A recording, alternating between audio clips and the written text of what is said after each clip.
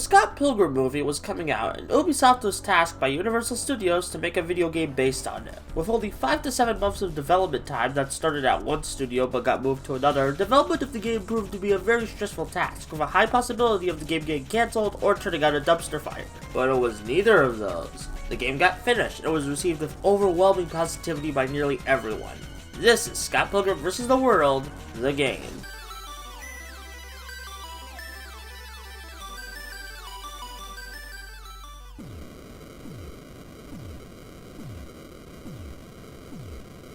I've already discussed the Scott Pilgrim comics before, but I haven't given my thoughts on the Scott Pilgrim movie. And I will continue to avoid that subject for a while, but around the same time as the movie, a Scott Pilgrim based video game came out by everyone's third least favorite developer, Ubisoft.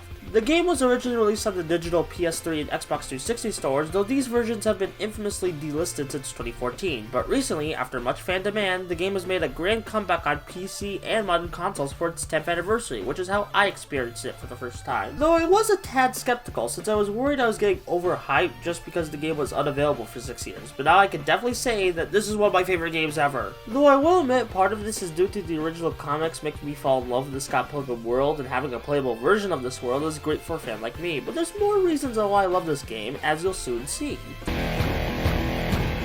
Scott Pilgrim vs. the World, the game, has you either play as Scott, Ramona, Kim, Steven, Knives, or Wallace as they go on a quest to defeat Ramona's 7 evil exes across 7 stages. There's no dialogue or character development, as it's more focused on being a fun video game, which is fine, but the comics had a lot of thematic depth that I went over in my retrospective of the comics, so it's a shame that we didn't get an ounce of that. But that doesn't take away from the game's other qualities.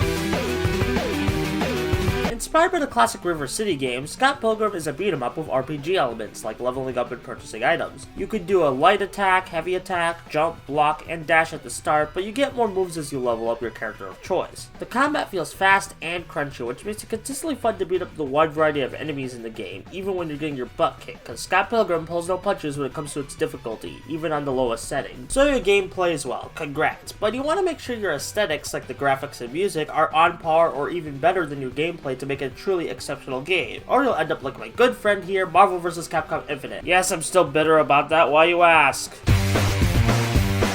Scott Pilgrim is fun to play, but what elevates this to one of my favorite games ever is everything else about it. The pixel art and animation are out of this world, as it perfectly translates the original comics art into gorgeous sprite work that's inspired by classic arcade games, just without the technical limits those games had. Speaking of being inspired by the classics without the limits, the band Anamanaguchi provides the best video game soundtrack ever made.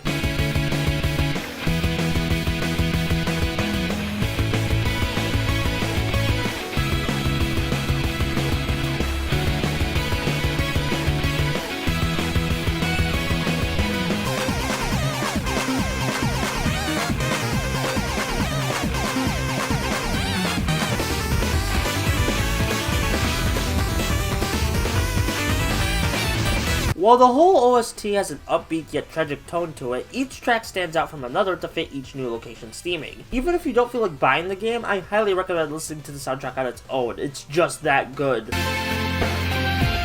Scott Pilgrim vs. the World is a fun beat-em-up game elevated by the charm of its amazing aesthetics and rocking music. It's so great to see this game getting released after 6 years of unavailability, all thanks to fan demand, which is just as much as a miracle as the game's rocky development turning out a good game. If you like the movie, comics, or just like what you see, this game is a must-play. To address the elephant in the room, I used recolored sprites and music from this game in my old videos, but that's a story for another time. Bye!